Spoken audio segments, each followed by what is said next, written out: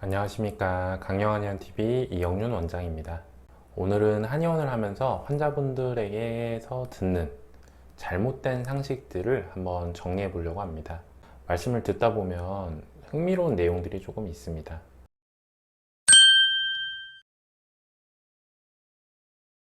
첫 번째, 너무 아파서 파스를 여러 장 붙이다 보니까 나았어.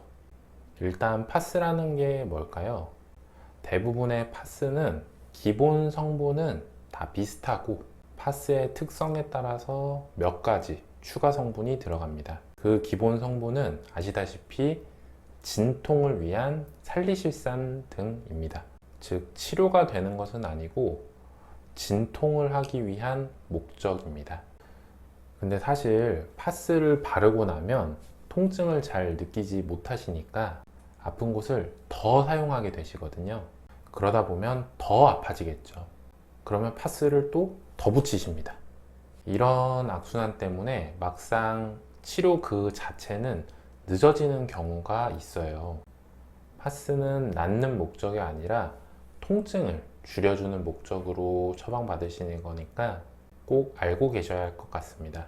물론 치자나 황백같이 염증을 낮춰주는 한약재 성분이 들어있는 한방 파스도 있습니다. 그렇더라도 그것만으로 통증의 근본이 없어지는 완치는 정말 극소수의 경우겠죠.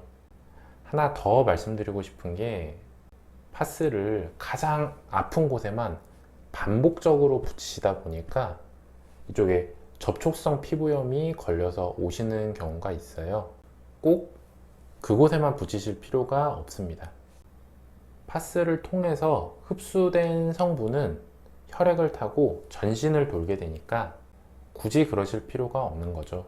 또 이 얘기를 바꿔서 생각하면 그 살리실산 성분이 혈액을 타고 간으로 간다는 얘기이기 때문에 너무 여러 장을 너무 장기간 붙이시면 간 수치에 영향을 미칠 수 있다는 것을 또한 알고 계셔야 합니다. 두 번째, 한약을 복용하면 암이 더 커지는 거 아니야? 의료 환경이 좋은 대한민국에서는 조기 암 발견이 많아지고 비교적 예후가 좋은 갑상선 종양 등이 발견되면서 암을 가지고도 각 분야의 종양 전문의 선생님들의 치료를 잘 받으면서 건강하게 생활하는 분들이 많으십니다. 그러다 보니까 이런 분들이 한의원에 내원하셔서 혹시나 하고 물으시는 게 한약을 복용하면 그걸 먹고 암이 더 커진다면서요? 라고 물으시는 경우가 계십니다. 사실 관계부터 말씀드리면 대부분의 경우에서 사실이 아닙니다. 한국형 통합암치료에서 한의학적 치료, 그러니까 침, 약침, 뜸, 치료 한약은 암 진단으로 수술이나 항암 치료 등의 표준 치료를 시행할 때 그 부작용을 경감시키고 면역력을 유지시키며 종양이 유발되는 환경을 억제해서 전이나 재발을 억제하고 마지막으로 재발했을 경우 생존 기간을 늘리고 삶의 질을 개선하는 목적으로 결론적으로 치료 목적으로 지금도 활발히 사용되고 있습니다. 예를 들면 한 체계적 문헌 고찰에서는 환기와 백금계 화학요법, 병용 치료에 대한 34건의 연구를 분석한 결과 암 환자 생존율이 최소 6개월에서 많게는 3년까지 증가했습니다. 지금도 정말 많은 한의사분들이 암을 치료하는 통합의료의 일환으로 한약을 처방하고 계십니다. 다만 에스트로겐 의존성 종양, 유방암이나 한약이든 뭐든 여성 호르몬하고 분자 구조가 유사한 성분이 들어간 모든 것이 암을 커지게 할 수 있으니까 당귀 등의 약재는 가급적 고용량 복용을 피하시는 것이 좋습니다. 이런 기본적인 내용은 대부분의 한의사시라면 다 숙지하고 있는 내용이십니다. 세 번째, 한약을 복용하면 나중에 죽을 때 고생한다.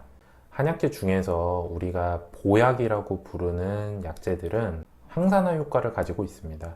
예를 들면 지황은 ROS와 같은 프리레디컬에 의한 지질의 산화적 손상 과정인 지질 과산화의 최종 산물 MDA라는 것을 감소시키는 효과가 있습니다. 항산화라는 것은 즉 늙는 속도를 늦춰주는 거죠. 설화수 같은 한방 화장품이 인기가 있는 것도 이러한 항산화 효과에 집중하기 때문이겠죠. 또한 한약은 면역력을 향상시켜 줍니다. 말로만 그런 것이 아니고 환기에 아스트라갈로사이드는 T세포, B세포를 활성화하고 또한 NK세포 활성화를 증가시킵니다. NK세포가 암세포를 잡아먹는 바로 그 세포죠. 근데 우리가 죽을 때 고생한다고 얘기를 하는 거는 대부분 이제 뭐 폐렴이라든지 질병에 걸려서 사망하기 직전에 고생하신다는 얘기가 되니까 보약을 복용했을 때 잘 늙지 않게 되고 그리고 면역력이 높은 상태를 유지하면 질병에 걸릴 가능성이 오히려 낮아지기 때문에 논리적으로 한약을 복용해서 죽을 때 고생하기는 쉽지 않은 것 같아요. 네 번째, 침 치료를 하면 감염이 되어서 뼈가 썩는다. 이 말씀은 제천에서 보건소 근무하고 있을 때 환자분이 병원에서 들었다고 이게 정말 사실이냐고 저한테 물어보신 내용인데요. 그러자면 일단 침과 주사기를 비교해 봐야 될 것 같아요. 두 가지의 가장 큰 차이점은 안이 꽉 차 있느냐, 비어 있느냐입니다. 안이 꽉 차 있는 침은 세균이나 진균, 바이러스들을 옮기기가 오히려 주사기 바늘보다 어렵습니다. 주사기의 경우 한 곳을 찌르고 또 그 주사기로 다른 곳을 찌를 때 처음 찌른 곳의 균이 바늘 속에 묻을 수 있거든요. 침은 속이 꽉 차 있기 때문에 그럴 일이 없겠죠. 이 때문에 침을 드라이 니들링이라고 합니다. 결론적으로 침을 맞아서 뼈가 썩는다는 논리라면 주사를 맞았을 때 썩을 가능성은 훨씬 더 높다는 얘기가 됩니다. 당연히 사실이 아닙니다. 이렇게 한의원에서 듣는 잘못된 상식 몇 가지를 이야기해 봤습니다. 다음에도 이러한 오해에서 비롯된 상식들을 바로 잡는 시간을 가지도록 하겠습니다. 시청해 주셔서 감사합니다.